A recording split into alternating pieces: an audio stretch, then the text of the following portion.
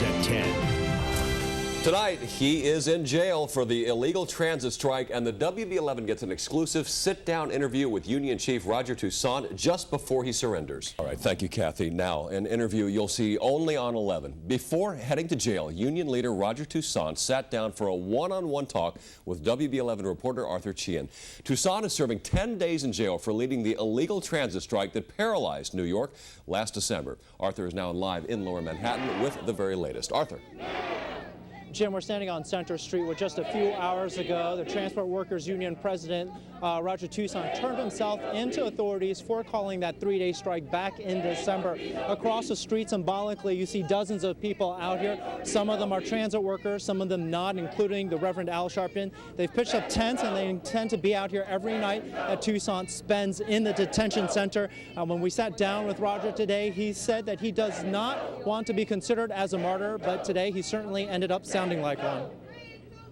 I would gladly do time instead of our union being hit with fines. An early start for what would be a long day. In the thick of it, Roger Toussaint sat down with the WB11 for his final and only sit-down interview before turning himself in. What's going to be the toughest part for you? Being away from my family, that's the main thing. On a citywide tour, the transit union president dropped by other labor demonstrations before attending his own outside the court, where his union was slapped with hefty fines for striking, and he was ordered behind bars. No shortage of rhetoric and theatrics. We know why you punishing Toussaint, because he interfered with the fourth quarter Christmas earnings of the big boys. The rally was followed by a march across the Brooklyn Bridge. Scores crushed around Toussaint, who will be kept separate from violent offenders. Still, jail time comes with risks. In the strike of 1966, the transit union founder and president Michael Quill suffered a heart attack while in jail.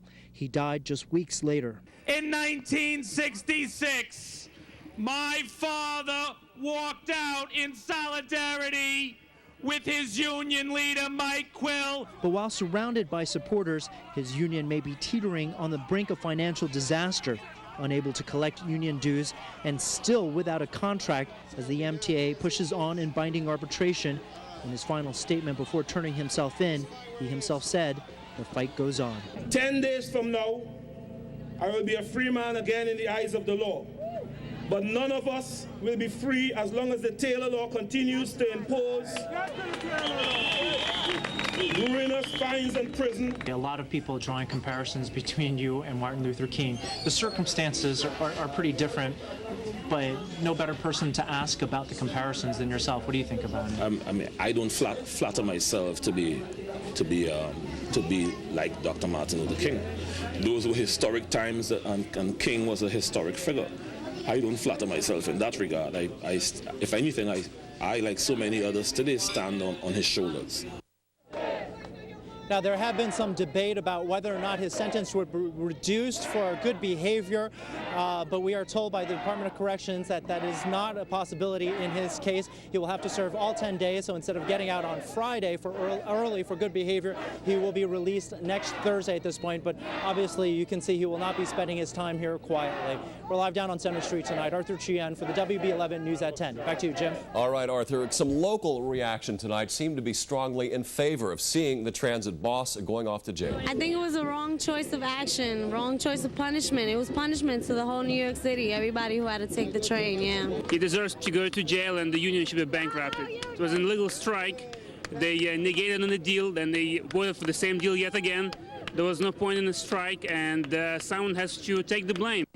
Well, obviously limited sampling there, but the New Yorkers we talked to seemed largely in favor of seeing someone pay for the inconvenience caused by December's strike. Katie. Funeral services are underway right now for the spiritual leader of